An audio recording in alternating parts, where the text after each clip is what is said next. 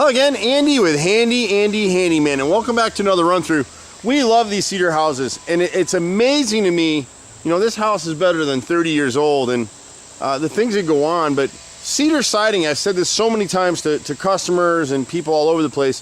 If you take care of it, cedar siding is your best siding. It's better than hardy plank as far as I'm concerned. It won't crack, it won't split typically if you take care of it, but you do need to maintain it properly. If you have a cedar house, don't get talked into painting it. You need to stain it. You need to do 2 coats of a good quality stain like Woolman or Flood.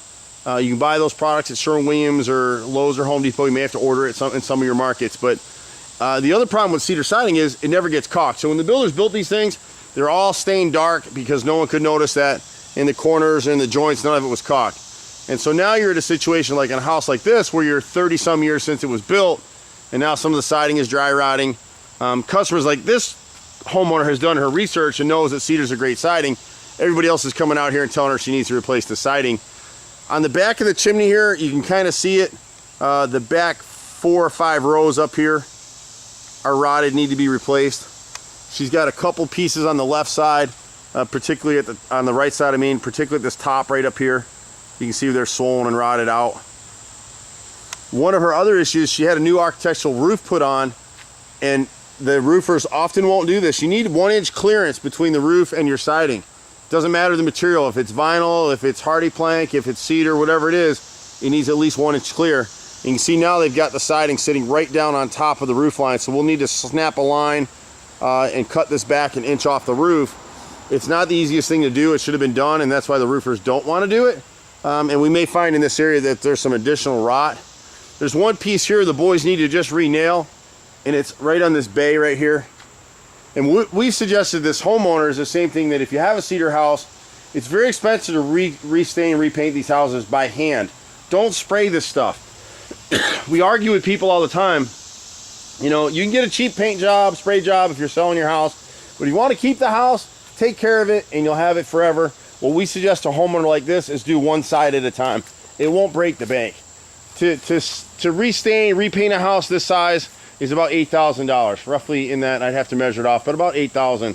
But if we break it off in stages, it's not so bad. And then you can come in and caulk. You can see the dark lines. And always tell people, listen to videos, see the lines. Now realize this siding's never been caulked in over 30 years, and most of it's in great shape. The chimneys get the most abuse, so really she wants to come in here and caulk this thing. She's got 1 board here on the face. It's right here, the split board. When cedar splits, you don't want to caulk it, you just want to replace it. The left side's gotten a ton of water, and part of it is because this small section of roof is banked into the chimney.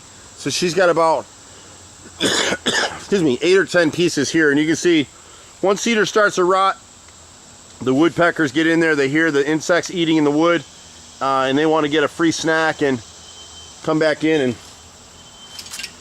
make a home out of it. They realize once they start pecking it, hey, this is kind of like a tree, and then they'll want to get in there and do their thing. On the far side of the house, just has a little bit of damage. The last painters that came through ended up, and I'm not gonna be able to get up on here, but right in this area right here, the boys just need, there's 1 small piece of rot in the bottom, and then the other ones, the squirrels are chewing it. So what we recommend a lot of times is we'll smear bitter apple on there. It's really a dog deterrent, but the squirrels hate it. Squirrels are habitual. If we sand that piece down and restain it, they'll come right over it and start chewing on it again. And then on this side of the roof, we got about 4 rows of rotted siding right here. And same thing, we need to cut back this roof line as well. You always want to have that 1 inch clearance. But these pieces now, they probably had started to rot before they even did the roof. But overall, for a house of this age, and the way that they painted it the last time, her siding's in great shape, and that kind of just rests my case in terms of cedar siding and why it's such a great product. But you just want to take care of it. If you can do that, this stuff with the siding will be up here for 200 years. We'll all be dead and gone, and the cedar will still be here.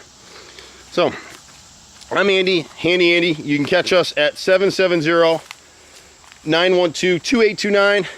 It's Handy Andy Fix It.xyz is the new web address.